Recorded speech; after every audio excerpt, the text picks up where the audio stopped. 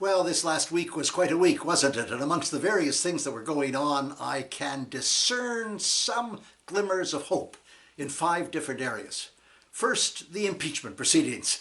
It must be embarrassing for the Republicans to be engaged in such a cacophony of idiocy, and it certainly won't topple the President of the United States, but the proceedings may improve the strengths of the Democratic nominee, and that's a hopeful sign. Number 2, last week we had the World Economic Forum gathered in Davos, Switzerland, on its annual retreat, the corporate elite as they are. And it was quite fascinating because you had a contretemps between Greta Thunberg on one hand and Donald Trump on the other.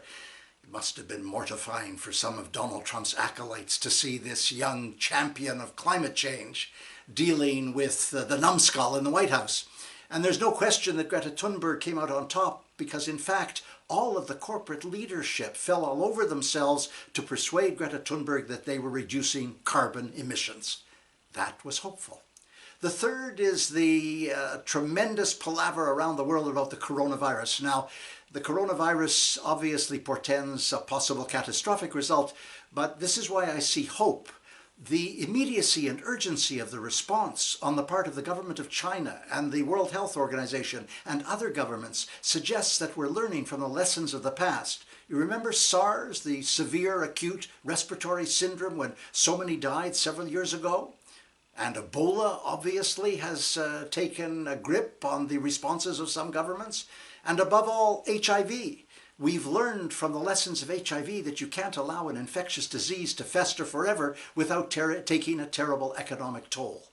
So the response suggests hopefulness.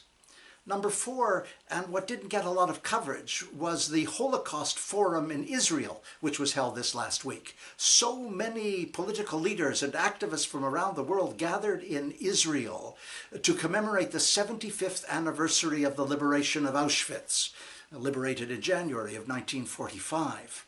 And it was quite extraordinary. It wasn't like a gathering at the United Nations where you get a lot of fatuous speeches and signing of declarations that mean nothing.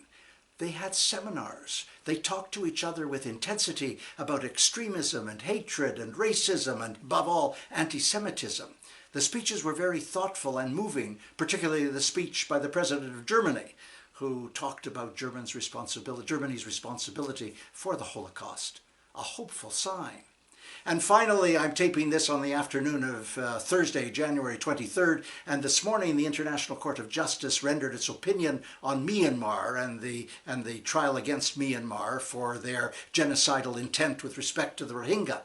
And the preliminary findings indicated that there was serious genocidal intent, and the court issued orders which are obligatory that Myanmar must stop any genocidal activity whatsoever until the court renders a final judgment, which is down the road, and they will undoubtedly find genocide.